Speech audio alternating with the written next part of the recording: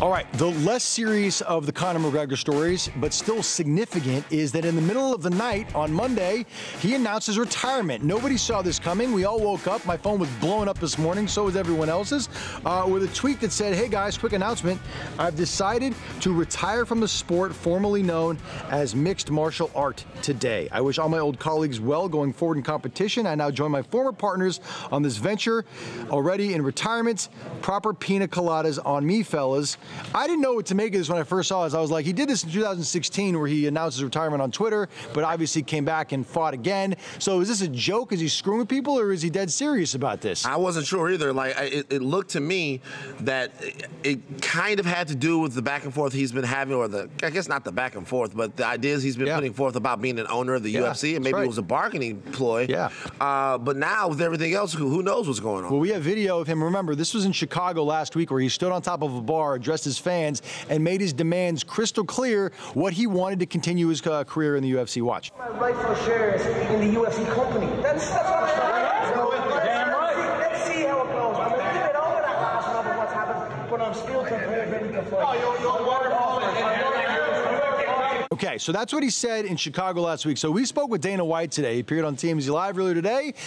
This is, by the way, he appeared on our show before the rape story came out, so we would have asked him about that too. But here's what we asked about. We said, look, it seems that Conor wants ownership in the UFC. We're guessing you've seen the video. We're guessing you've talked to him about ownership shares. Are you willing to offer him UFC ownership to keep him around, to keep him in the UFC? And this is what Dana White said. A lot of people were speculating that it was, like you said, posturing because of negotiate, but we really haven't been negotiating that hard. He said that in Chicago. I saw that, and he sent me a text, and I've never had a bad conversation with Conor McGregor since he's been in the UFC. So what did he say in the text? Oh, he went back and he said, I feel like I should own a piece of the company. I said, Conor, you know that's never going to happen. Would you be open to having that conversation with him, especially if it meant he would cancel his retirement? Listen, if you want to own a piece of the company, you'd have to put up the money to buy a piece of the company. Yeah, so there Dana White's making his position known. He's not giving Conor the company, and if he wants in, he's going to have to buy in like everybody else. Yeah, I mean, listen, we also asked him if there was any type of way. You said, I think the horse trading was the thing that you... That's right.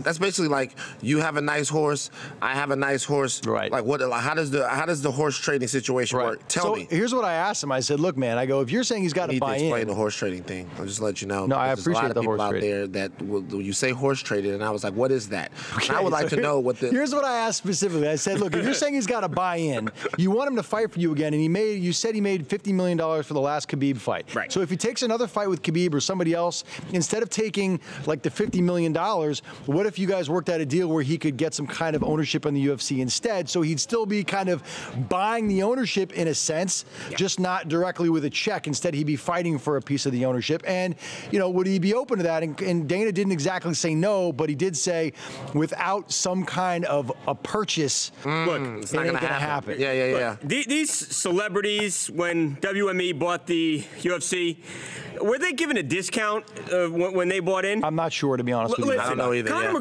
These people add no value to the company. Conor McGregor adds so much value to the company. This makes no sense to me. If Conor is really going to retire and not fight over this, for Dana to lose him I gotta be honest with you, over something so silly. Dana was talking that cash money-ish. Yeah. Dana said he don't care. I don't understand.